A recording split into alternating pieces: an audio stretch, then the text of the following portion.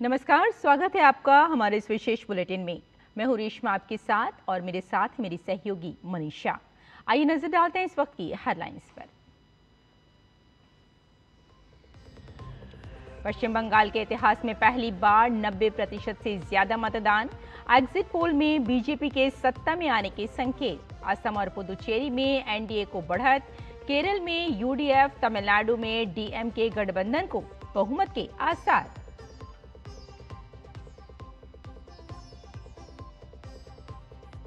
रक्षा मंत्री राजनाथ सिंह आज इटली के रक्षा मंत्री के साथ आज करेंगे द्विपक्षीय वार्ता। वैश्विक स्तर पर बदलते सुरक्षा परिदृश्यों पर अहम चर्चा संभव।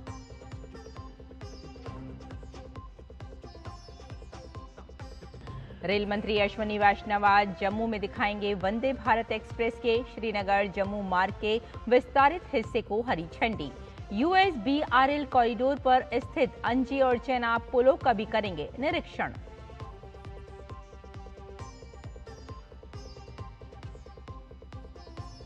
अमेरिका, ईरान और रूस यूक्रेन संभावित संघर्ष विराम के बीच डोनाल्ड ट्रंप और व्लादिमीर पुतिन को फोन पर बातचीत।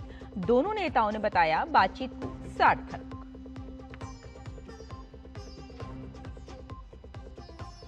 और सनराइजर्स हैदराबाद ने लगाया जीत का छक्का। 243 रन बनाकर भी हारी मुंबई इंडियंस। हेड और क्लासेन ने रियान रिकल्टन की शतकीय पारी पर फेरा पानी।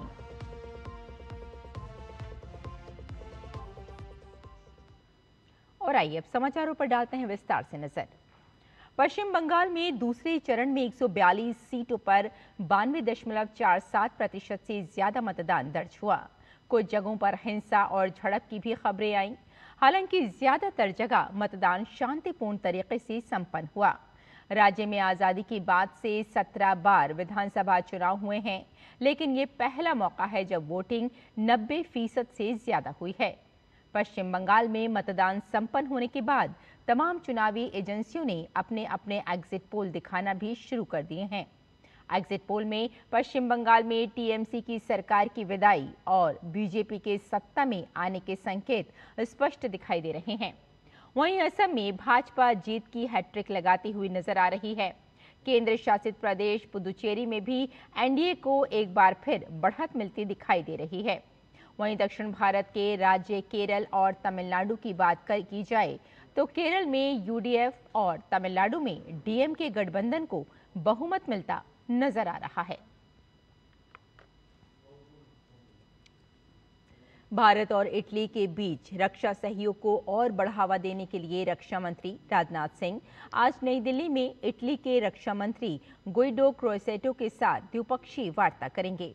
इस महत्वपूर्ण बैठक में दोनों रक्षा मंत्री भारत और इटली के बीच रक्षा सहयोग से जुड़े विभिन्न मुद्दों पर चर्चा करेंगे। साथ ही बदलती वैश्विक सुरक्षा को ध्यान में रखते हुए क्षेत्रीय और अंतर्राष्ट्रीय मुद्दों पर भी अपने विचार साझा करेंगे। इससे पहले इटली के रक्षा मंत्री गुइडो क्रोसेटो राष्ट्रीय युद्ध स्मारक पर श्रद्धांजलि अर्पित करेंगे, जहां वो देश के वीर शहीदों को श्रद्धांजलि देंगे। साथ ही गुइडो क्रोसेटो रक्षा मंत्री राजनाथ सिंह की उपस्थिति में गार्ड ऑफ ऑनर का निरीक्षण भी करेंगे। रक्षा मंत्री राजनाथ सिंह के अक्टूबर 2023 में रोम की यात्रा के बाद भारत और इटली के बीच रक्षा सहयोग को गति मिली है। वहीं इटली के रक्षा मंत्री की भारत की ये पहली यात्रा है। जनवरी 2026 में भारत और यूरोपीय संघ के बीच सुरक्षा और रक्षा भागीदारी समझौते पर हस्ताक्षर बढ़ते रणनीतिक सहयोग को दर्शाते हैं।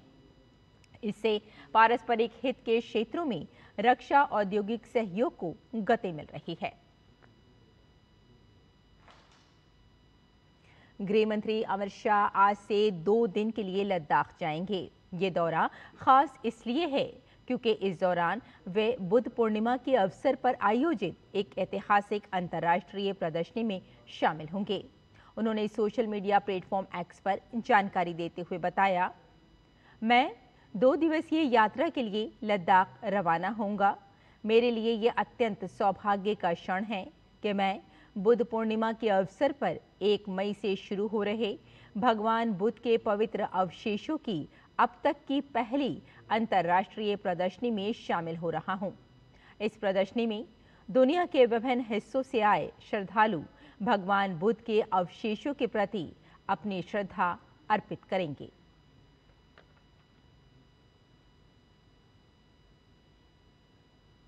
और केंद्रीय रेल मंत्री अश्विनी वैष्णव आज जम्मू तवी रेलवे स्टेशन से श्रीनगर कटरा वंदे भारत एक्सप्रेस की विस्तारित सेवा को हरी झंडी दिखाएंगे।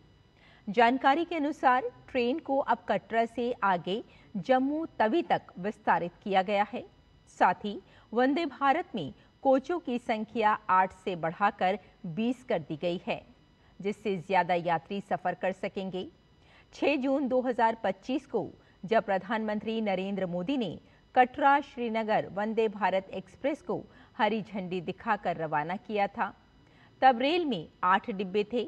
तब से ये रेल लगातार पूरी क्षमता से चल रही है और यात्रियों की ओर से इसे जबरदस्त प्रतिक्रिया मिली है।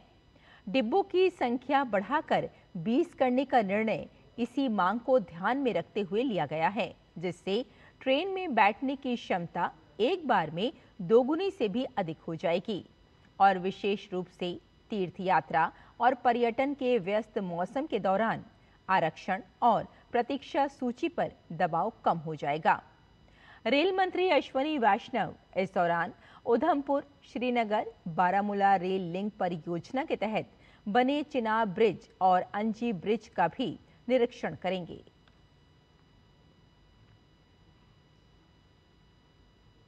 मध्य प्रदेश के धार जिले में बुधवार देर रात भीषण सड़क हादसा हो गया।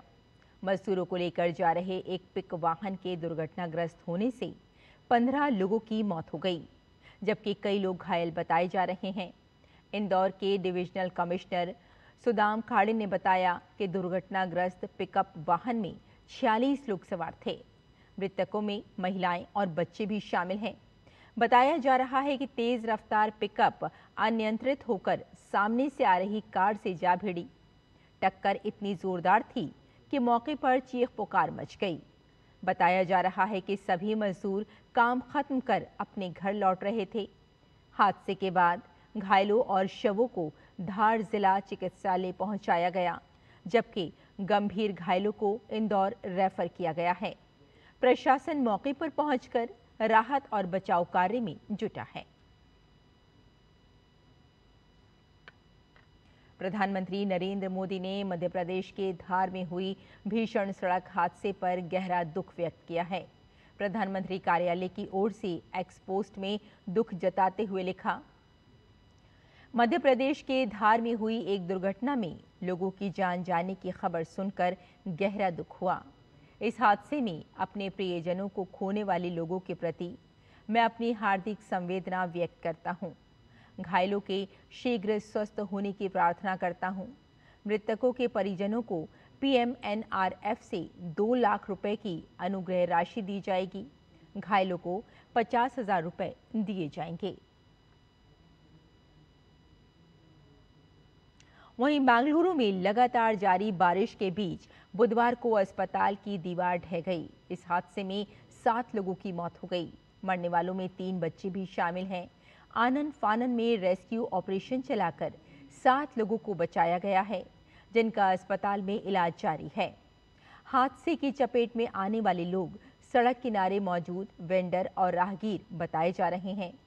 हादसे के बाद मुख्यमंत्री सिद्धारमैया घटनास्थल पहुंचे और मृतकों के परिजनों के लिए 5-5 लाख रुपए मुआवजे का ऐलान भी किया।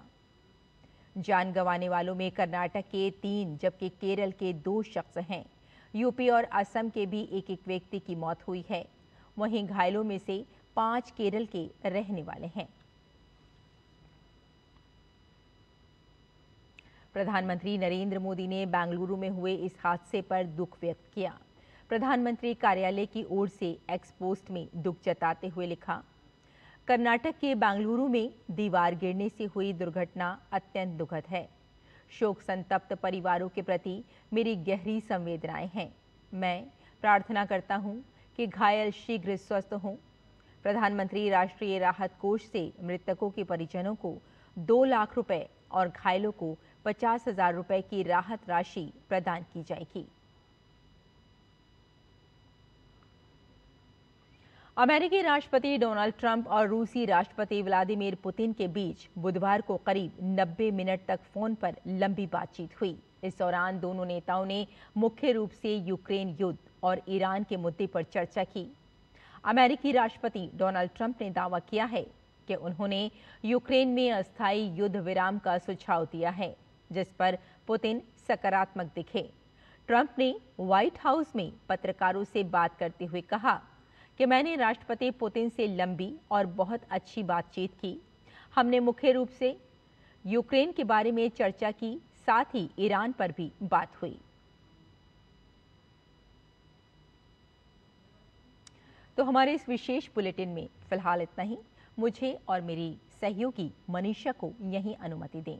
नमस्कार।